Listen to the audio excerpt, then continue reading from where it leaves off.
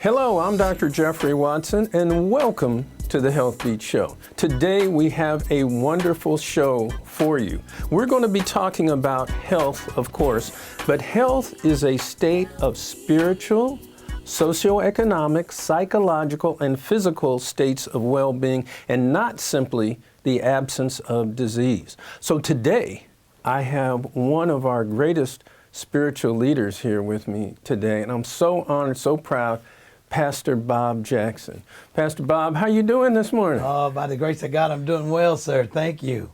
I'm so honored for you to be here. You know, we've known each other for a long time. Yes. We've worked in the community together doing health. Yes. Doing health. And as I said, health is a spiritual, socioeconomic, psychological, physical state of well-being. You are a health leader. Tell us a little bit about your background. Well, I was born in Berkeley and grew up in West Oakland until I got to junior high school, and that was Lowell Junior High in those days. And then right after the 7th grade, my dad got a raise, and we moved to Brookfield. And so I lived in Brookfield, grew up in Brookfield, went to Elmhurst, and then went on to Castlemont. Spent 4 years in the military, actually 3 years, 11 months, 24 days, and 13 hours. And then I came back out, went to Merritt College there in Oakland, and then I went to Cal State, got my BA degree. And so then I have a master's in theology now. And 43 years ago, the Lord Jesus did something miraculous in my life. He saved me from the terrible person I was and gave me a brand new life. And for 36 years now, I've been pastoring the Acts Full Gospel Church right here in the city of Oakland. That's so impressive. I mean, I'm blown away. You are articulate, you're educated, you understand the community. That's the thing. After all that education, you came back to the community. And you served the community that you grew up in. I'm not going to leave it. I mean, I'm going to die here in Oakland. So I love this city and I love the people, and so I just praise God that I have an opportunity to come back and undo some of the things, the wrongs that I did. I was a terrorist. I mean, I was a terrorist, and I'm not bragging on it. I'm saying how horrible I was and the lifestyle I had. But thanks be to God, He rescued me and gave me a brand new life. That's why I know that what you said was true in your opening. God said man is built tripartisan. He's body, soul, and spirit. A lot of times we deal with the body, we deal with the soul. That's where the mind is and emotions. But we don't deal with the spiritual part. And so to become holistic, we have to learn to deal with body, soul, and spirit. A lot of our people are suffering spiritually. You see that? Mm-hmm. And if you get the spirit man lined up right, then the soul man, the natural man, will line up right, and then the body is going to line up right. So I think sometimes we go at it the opposite way. We go at the body getting it right, but then the mind is still messed up, the soul is messed up, and then the spirit is messed up, which doesn't help the person. And so when we learn to work together, and I'm looking for the doctors to work together, for the behavioral health people to work together, and for the clergy, for the ministry to work together, the church, and us three working together, you see, in tandem, working together, helping the people of God, I guarantee you we'd have a tremendous amount of results. You know, and you bring up something so important, the church and health, the church and health. So I woke up this morning, you were on TV, and I was listening to you, and you were talking about stress. Stress is something that we're all under right now. We can't work, we can't go to school, our money is funny, our housing is funny, we got violence, we got such terrible stuff on television that is stressing us out, and it's causing, I told my wife this morning, she said, you know, you look like you're pretty stressed out. And I said, this is what we call a situational disturbance, a situational disturbance. Now, as you talked about behavioral health, some people are just crazy, schizophrenic, but then a lot of us are just stressed out under this situational disturbance. How can the church, we can't even go to church, how can the church help us with this situational disturbance?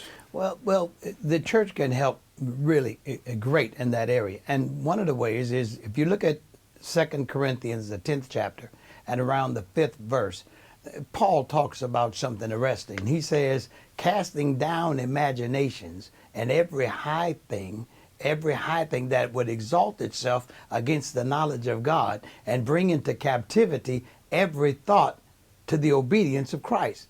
What did he just say?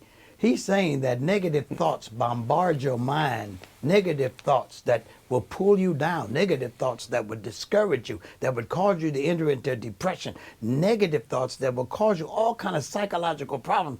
And in the end run, it'll impact your body in a negative way. Because as the mind goes, so does the body. So if you could take your thoughts and learn how to take every negative thought, every doubt, every unbelief, and before it takes root in your mind, throw it out of your head.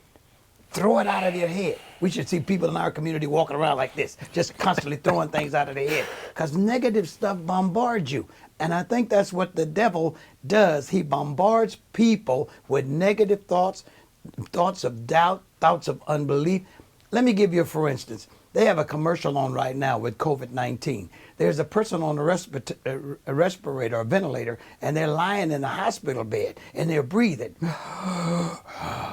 Yeah. It's scary. It's scary. And I was watching it, and all of a sudden, it came to me, he's calling your name. Robert. Oh, wow. And I said, oh, you lying devil, get away from me. And I turned the channel. But I'm just trying to show you how negative thoughts bombard you. And if you're not careful, they would persuade you that this is real. And the reality is that it's not real. It's just thoughts. It's just your imagination playing tricks on you. When you control the pictures and the words, you control the way that people think. And when you control the way they think, you control the way they act.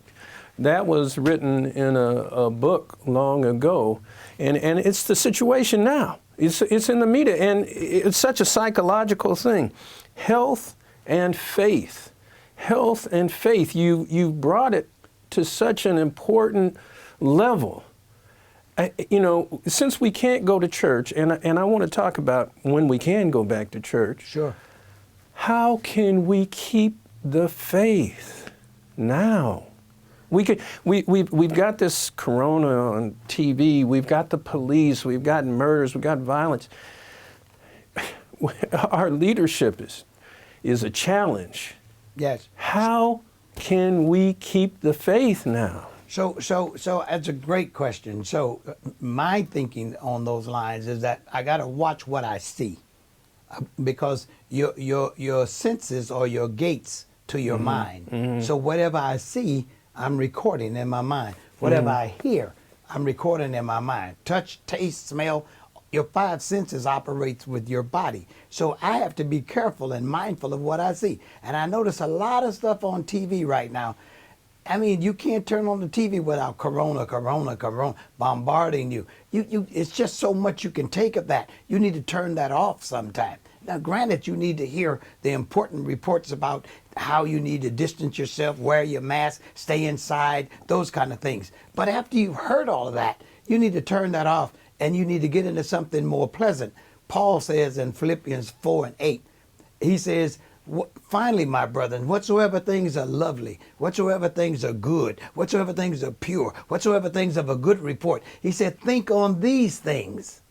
There was a reason to do that, because like you said, and you said it perfectly, whichever way your mind goes, that's the way you're going. Mm-hmm. When you control the pictures and the words, that's right.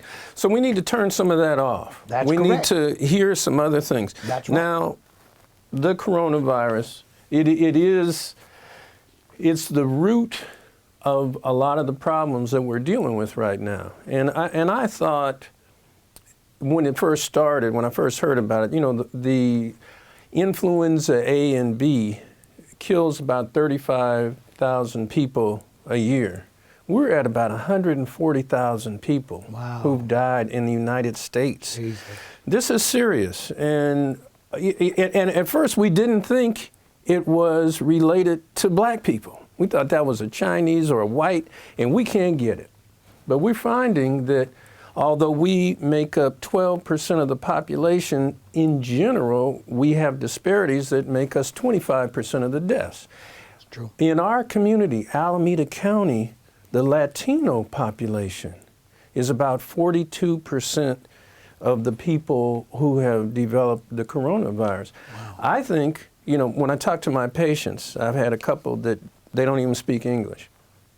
I said, I'm going to send a nurse over to your house to help you with that foot wound, that sore, because you might lose your toe. You got diabetes, you might, no, don't send no nurse, no. You got on the phone, a doctor wants to send a nurse, no. I realized that some people are undocumented. Yes. Some people fear that the government will try to send them back. Yes. And as a result of that, they're afraid to get some of the health care that would help them. And then, as you already said, some of them just afraid of this whole virus situation. Yes. The church, you've tested people at your church. Yes. How can we get people to get tested? And I'm going to tell you something. I test at my office every day. You don't have to stand and have cars 300 feet long. You could come any time of day to my office and I'll test you. Oh, okay? great. And I'm going to test you today, too. That's great. I can't wait. But how can the church help people with this? Because if you knew better, you could do better. That's one of my favorite sayings. I'm glad you said that, and you're absolutely true. Well, one of the things the church can do is, first of all, let the people relax and not be fearful of the test. I think a lot of times the black community, they're very fearful of tests and all of that kind of stuff because of the history on what people have done with tests and different things that they've done. We've actually suffered because of a lot of stuff that they did medically towards us. The Tuskegee study. Come on. We gave people syphilis. That's You gave exactly the right. Indians disease. Smallpox You're right. and Smallpox. chicken pox and all that stuff. Yes, and on and on. And there's no bacteria in this. These are the swabs. There's nothing in there except clean cotton. Right. That's it. But the apprehension, I think, is just the idea that the suspicion, the fear, you know, is, well, they're going to give me something, you know what I'm saying? And so we have to allow, and this is where the church comes in, because when the pastors speak, as a rule, the people, the congregation normally says, well, if the pastor says it, if the pastor does it, then it must be all right. You see what I'm saying? But anybody else, they don't trust. It's a lack of trust, is what I see. And that's what I really think. And that's a scary thing. For advertising and sponsorship opportunities, log on to healthbeattv.info.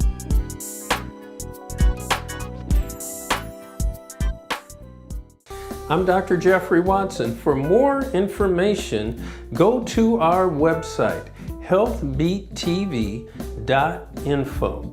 You'll hear more about the information that we're giving you on the Healthbeat Show.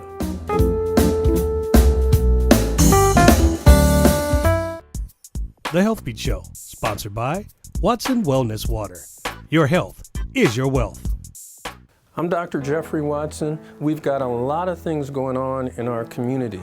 Health is a major issue: spiritual, socioeconomic, psychological, and physical.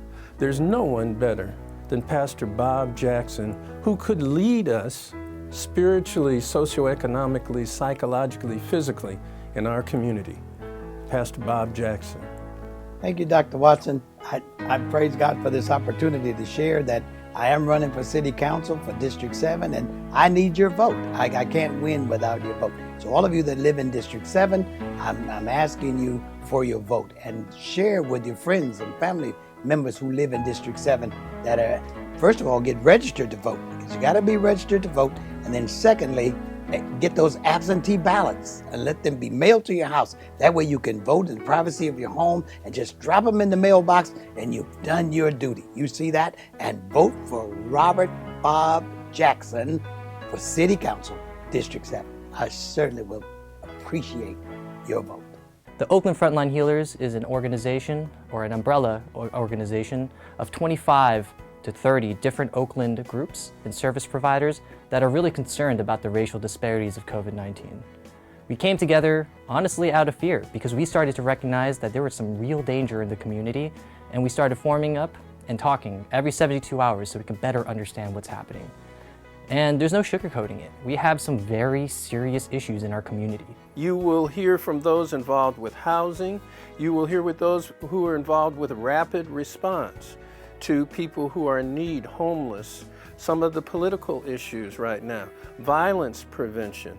all types of folks. You will hear from a phone line that you can call, 510-353-3900. You call that number, Oakland Frontline Healers can help you to find a place to live, help you to get some food, help you to get tested, all types of things, help you with mental health issues, help you with your kids and your family and education, help you if you were previously incarcerated. What doctor do I go to? Where do I live? Where can I try to volunteer and get a job? That's what we're talking about today, Oakland Frontline Healers. Once the pandemic hit, I was just given this vision to start feeding. I own a cafe in Oakland, and I was just given the vision to feed on Tuesdays and Thursdays. So I do a grab and go lunch. It is my honor to be in partnership with the Oakland Frontline Healers. They are an incredible collaboration of organizations that have been on the ground serving our community, serving the Black community here in Oakland. Right now, given that the COVID crisis has happened, rapid response has been like one of the biggest elements in how we show solidarity for each other, not just as Black people, but as humans. So what we've been doing is we've been doing a lot of rapid response in the form of like just going all over Oakland, feeding the unsheltered. We have been passionate about serving our community, the community that has been disenfranchised for many decades, all shades of brown, homeless or not. And since COVID came upon us, we definitely decided to commit our services, physical therapy, occupational therapy, and the mental wellness piece. We're serving our Oakland community, supporting with domestic violence, reentry, homeless. We have the best doctor network in the Oakland, California together on this alliance. And we're here to serve our community. Due to this crisis right now, everyone has to step their game up to elevate themselves to support the community. And number one thing first is self-care, to make sure that you have the right protection on so you're able to serve your community. And that's what the Oakland Frontline Healers are. Yes. Now, so church is so important. You've done a lot of things in this community. You have a men's program that you dealt with. And there was a time in which your being such a leader and outspoken, it challenged people. I got a call from our congressperson that said, Pastor Bob is stepping up over his bounds. And you have a program called the Men of Valor. Yes, sir. You went up to Sacramento and got funding for the Men of Valor when the city of Oakland wouldn't give you the funding. That's absolutely true. Tell us about that. Well, you really don't want to hear about that. Oh. But I'm glad you brought it up, because the politics, it doesn't work for African American people, and the people that's in politics don't work for African American people. I'm sorry to say it like that, but it's absolutely true. Which is why I'm glad to promote more Christians, more Black people that are Christians, really love God, really born again, that can really come into politics and help, because there's a lot of things going on in our community right now, Dr. Watson, that should not be going on. And it's going on because the politicians are lackadaisical about dealing with problems in our community. And we pay taxes. We have a right to everything everybody else's community has, but we don't seem to get it. And they talk about us getting it, they talk about what's available, but it never seems to get down. I'm looking at the millions of dollars right now. Black Lives Matter has opened up the gates for millions of dollars to come to the Black community. I mean, Zuckerberg, millions of dollars. Rockefeller, people just throwing money at the Black community now. Conscience problem, probably got conscience problem. But anyway, whatever it is, Black money's coming to Does it hit the street, though? You took it out of my mouth. Does it hit the street? It doesn't come to our community. So somewhere Somebody's intercepting. Somebody's intercepting it, lining their pockets with the money that's supposed to go to our community. And the politicians, I'm not saying all of them, make a point, I'm not saying all of them, but a lot of them are not, even the ones who look like us, who are Black like us, are not doing anything that they could do and should do. They use this term called capacity building. And I find that as an interception word, because we build the capacity in our community. Your church, the largest Black church in Oakland, has raised capacity. You've done testing there. I've done with you, we've done prostate cancer testing. We've worked with the men of valor. You brought people out of jail. You've dealt with all of these things that are political, but you're a pastor, man. You are leading our community spiritually, socioeconomically, psychologically, physically, and not simply the absence of disease or infirmity. You really, the church has a place there. Here's something I want to ask you. You've dealt with a lot of children going to school. You have some schools that you've overseen. Correct. What should the kids go back to school?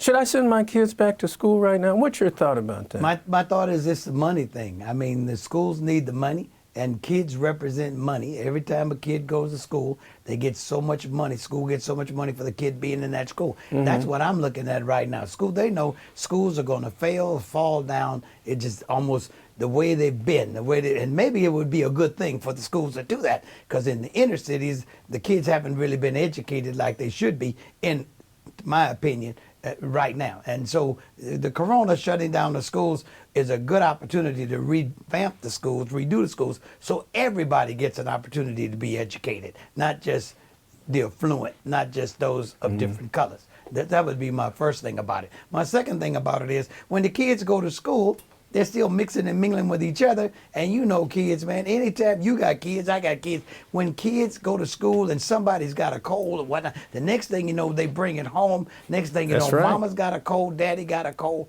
everybody in the family's got a cold because the kid brought it home. And you got grandpas and grandmas that's raising these kids because Mama has to work and Mama's, but anyway, so they're going to be exposed. And a lot of the elderly black people they already have previous illnesses. Yeah, high blood pressure, diabetes, congestive heart failure, and corona, asthma, all that kind of stuff. And the kids bring it home to them. Yeah, and corona just waiting to jump on them, you know what I'm saying, and take them out. You see what I'm saying? Yeah. So the recovery rate for our people, black people, is not the same as other people because of a lot of pre-existing conditions that we've had. So I don't think it's a good idea at all. But, the powers that be say that's the way it goes. A lot of the teachers don't want to go there either because they have families and they have kids. They don't want to bring that stuff home to their families and kids. So my point in saying it is, no, to answer your question, I would say no, I don't think it's a good time. If people can't come to church, why would kids be able to come to school? Right. We're not able to have church in our building. We can have church on the parking lot, have school on the parking lot. You know what I'm saying? Yeah, outside. That's a good thought. That's a good thought. Well, I haven't heard it yet. But that's what they tell in the church. That's where we have church. We have to stay in the car. Well, then why not have school in the parking lot? Consider that. That's correct. Consider that. That's a brilliant idea. In Africa, they have school outside under the tree, the big tree. And the kids sit all around on the ground, and the teacher teaches them right there on the ground. They don't have a classroom, but they get taught.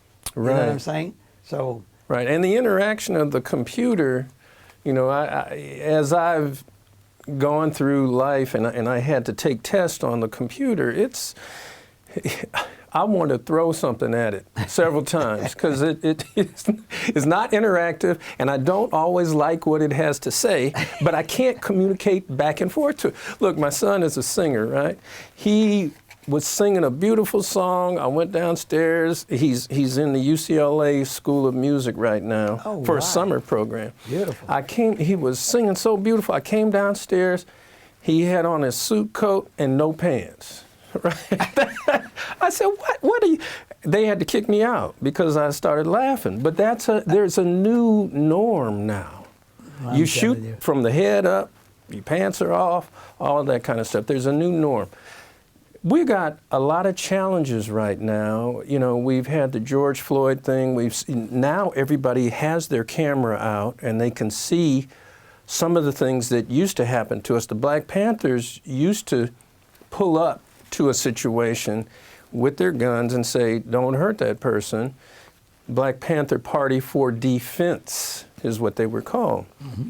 Now we have these videos and we've got people who are protesting, Some of the people are looting, and you know they broke in my office, broke the window, broke the door down. Leadership. Where is the leadership?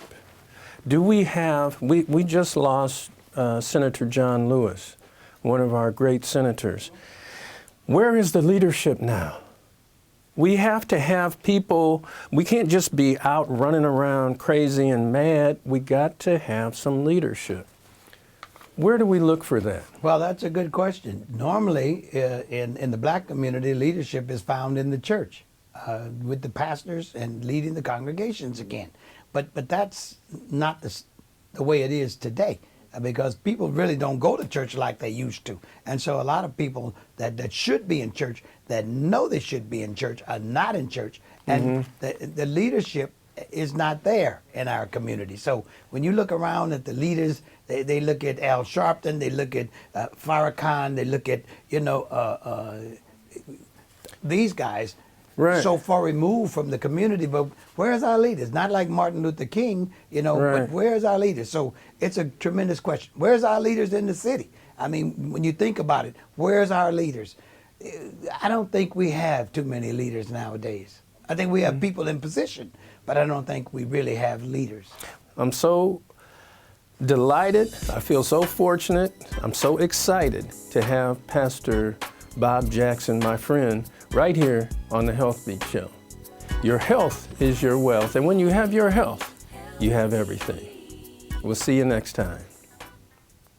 I'm Dr. Geoffrey Watson. Thanks for being with us on this episode of the Healthbeat Show, where we try to educate you about different aspects of healthcare, about eating right, exercising right, what you can do to help yourself, how to access the healthcare system, what kind of questions to ask, what you should do for any particular disease state.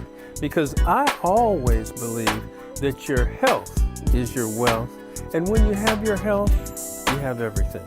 I'm Dr. Geoffrey Watson. We'll see you next time. You don't have to take my word, but I heard if you have your health, you have everything.